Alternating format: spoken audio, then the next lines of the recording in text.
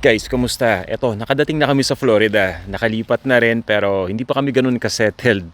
Ang dami pang liligpitin. Hindi talaga madaling lumipat, no? Lalo na kapag interstate. So, eto guys, gusto ko lang i-share at gusto ko lang malaman ninyo na at least nandito na kami. Naka-ready na yung kusina kaso yung mga gamit natin hindi ko pa na-unbox. Kaya papitik-pitik lang yung pagluto. Pero bagong lahat, tutur ko lang kayo dito sa bahay para at least may idea kayo kung saan kami lumipat at kung ano yung itsura. Mabilis lang naman at pasensya na at magulo eh. So papakita ko lang sa inyo tapos niyan, i-share ko rin sa inyo unti-unti kung paano namin ito inayos at paano namin kinumpleto yung mga gamit dahil sobra pang dami ng mga kulang namin na gamit. So unti-unti na lang namin. So tara, samahan niyo ako. So guys, eto na yung bahay natin. Para dun pala sa mga ngayon lang nakakaalam, lumipat na po kami from Chicago dito sa Florida. Nasa Tampa area kami although wala sa mismong Tampa City but nasa vicinity ng Tampa. Malapit lang mga 20 minutes away nasa Tampa na kami. At dito nga sa aming neighborhood, itong bahay na to ang pinakasimple. Nagustuhan namin to dahil nga sa kanyang design. Simpleng design ang tawag dyan, classical. Pero napakaaliwalas naman.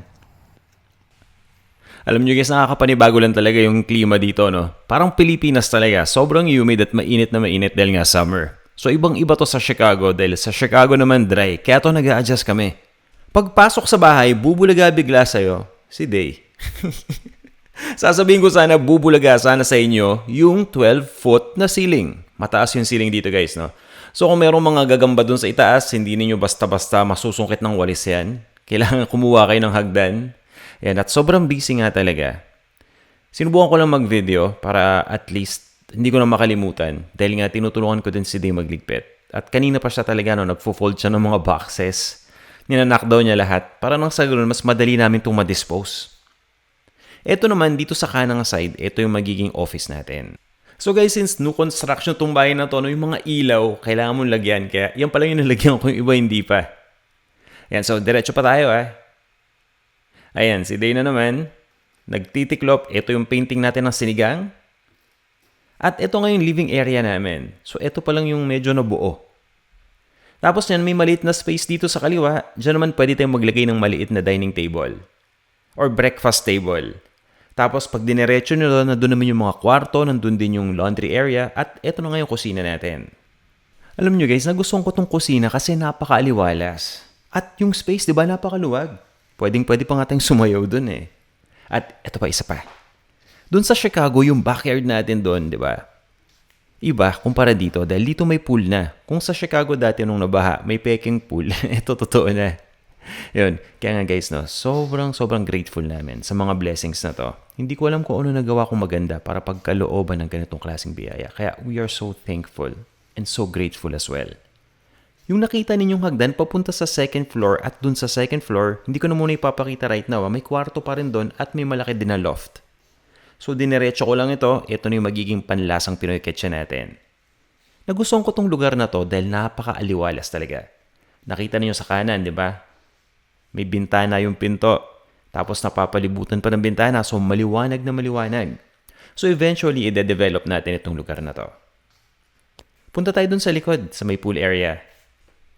Dito ko kayo idadaan sa loob ng banyo. Tagusan kasi yan.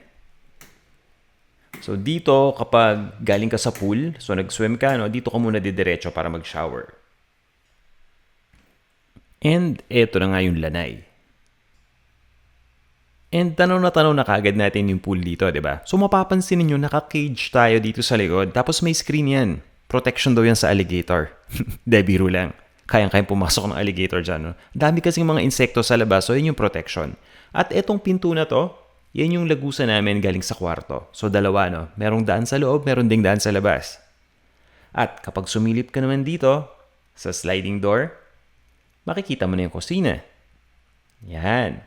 At ang isa pang gusto ko dito guys, itong sliding door na to, ma-extend mo hanggang dulo.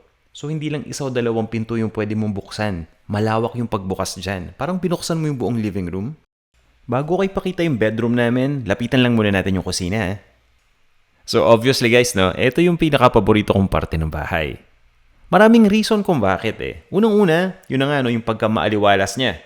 Napaka-aliwalas ng lugar, spacious nga, tapos malapad din itong center island. So maraming purpose yung center island, no? Pwede tayong mag-prep ng pagkain dyan. Nandiyan na rin yung sink. Nakakabit din dyan yung ating dishwasher. Tapos napakaraming mga cabinet na pwede nating lagyan ng mga lutuan at kung ano-ano pang mga gamit na pangkusina. Ito ang part na to na nakikita ninyo, pwedeng lagyan ng upuan yan. So magiging mesa rin itong ating center island. Tapos yung pintuan na nasa kanan, yung may salamin, yun naman yung pantry natin. So magkakaroon pa tayo ng isang video para ipakita ko talaga sa inyo lahat isa-isa. No? Right now kasi hindi pa kompleto, so ayusin muna natin. Siguro gawa tayo ng isang vlog. Siguro nga, no, magandang idea yon para at least makita ninyo. Separate dito. Yan. So ito na yung kwarto namin. So dito muna tayo sa kaliwang side. Ito mismo yung main bedroom. Yan. Ano lang yan, ano? Mattress lang at airbed dahil hindi pa dumadating yung mga na-order. At ito naman guys, yung closet. So, dalawang closet yan. His and hers na magkadikit. Yun, kailangan pa rin ayusin. Panay boxes pa. Tapos kapag dumiretso tayo doon, merong pinto na lagusan yan papunta dito sa ano. So, tagusan pala. Papunta dito sa bathroom. So, ito yung bathroom. Buksan natin yung ilaw yan. So, meron ditong dalawang sink on my right.